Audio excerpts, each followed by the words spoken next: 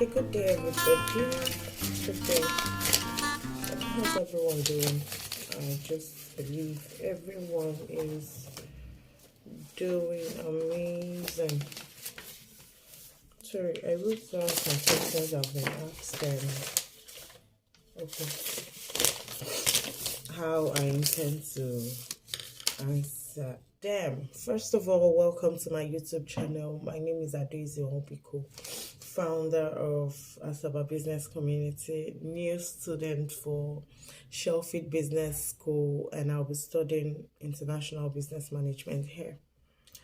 So yesterday somebody was asking me, why did you choose to Japa? Why did you choose to Japa? You've built a lot of community. You've built something that is worth it back home, and then you just said you choose to Japa. First of all, let me clarify the notion of Japa. I did not Japa per se. I went to school. For me, I felt like it was time to learn. Of course, if you're a leader and if you're the center, if you're at the center of something, you understand how much it is to refuel yourself at all times, to not to, because as a leader, it simply means that you give out, like you pour yourself out all the time. Now, what happens when you keep pouring yourself out and then you don't refill? That's actually what has happened. So I thought to refill, and then I said, I've been in Nigeria all my life, like I've gone to school all my life. So I don't think there's anything wrong in taking my learning outside. At least this will give my community an edge. We'll get to learn about new things, and of course, that's the motivation. Now, somebody asked me, okay, why Japa? I think I've answered why Japa. Then my motivation. I've always wanted to learn in a world-class environment. I've always wanted to make new connections. I've always wanted to, have consultants. I've always wanted to consult for different organizations, be on top managerial boards, and learn from the experts, those who have been doing business around the world. I'll talk about business outside Nigeria when I'm ready. I think after this episode, I'm going to talk about that from my learning, what I've learned so far. And then somehow I just feel like we've been joking in Nigeria. We've been doing business in sports. We've been joking. Including myself. I've been joking. We'll just do business. No. I think we've been joking. So I'm going to talk about that later, I think on the next episode, but not now. So somebody was saying, share your journey. How did you manage? Okay, first of all, I knew what I wanted. I didn't just want to go out and read anything. I wanted to go to a business school, and a good business school, no matter how much it would cost. I was ready to save for it, work for it, and see how far it goes. So I started surfing the net for good business schools in UK, and the one that caught my attention was the Sheffield Business School.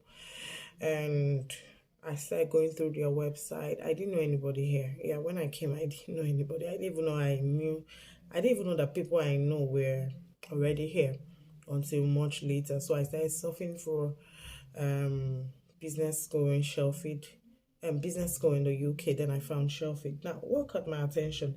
I had to write it down because on their website it was written that Sheffield Hallam University Business School is ranked among the best business schools in the UK.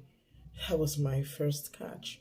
Now, they said it's also accredited with the Association to Advanced College of Schools of Business. Now, what this means is that they've become among the top 5% of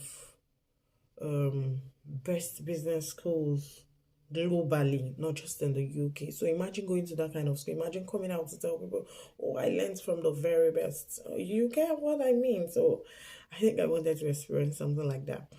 Now, they also told us, they gave us assurances on their website. You can check it out. If you enroll with us, then you won't just learn business, you will do it. Now, imagine leaving home to come and do business here. You tackle the real project. So you'll be given real projects with major brands. So I'm going to be working here with major brands in the UK. And I'm going to take placements with global employers, not just in the UK, all over the world. I will be taking up placements till the end of my master degree here. And I'll have the opportunity to work and also study more overseas. So there are a lot of opportunities why I chose to be here. And firstly, that was what inspired the journey for the shoe school. And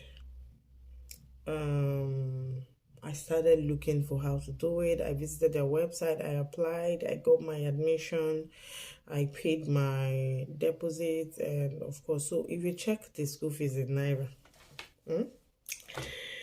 is close to, I think, 12 point something million or 13. I'm not sure. I'm using my phone. I would have done the calculation. I think it's about 13 million. Okay, so let's leave that. And then my struggles. Of course, everyone has a struggle coming abroad. I struggled with leaving my kids, my husband, and everybody to study. I struggled with myself. I think I struggled with leaving my community behind. I struggled with basically everything until I had to come to a point where I told myself, you have to be refilled. You have to get those new experiences. You have to get new work experiences. You have to learn, because if you don't learn, you keep being like this. The people that you're leading will also keep being like this, and it's not good for growth. Growth is something like growth. I know growth is pushing yourself out of your comfort zone. So this is just what I've decided to go do. And sadly, I came in the peak of the cold. So okay, so I think basically if you have questions, you can put it down and then I'll answer. It took a lot of struggles for me to be here. It took a lot of finance for me to be here. And I just want to say that ever since I came here, I'm grateful. So in the next episode, first of all, I think I'll talk about my traveling experiences from Nigeria to the UK. I'll do it tomorrow. How I struggled with the airport as a first time international traveler. How I got here. Sorry, the culture shock.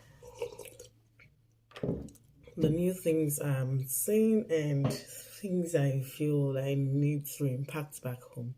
So I hope you join me on the next episode tomorrow. Thank you.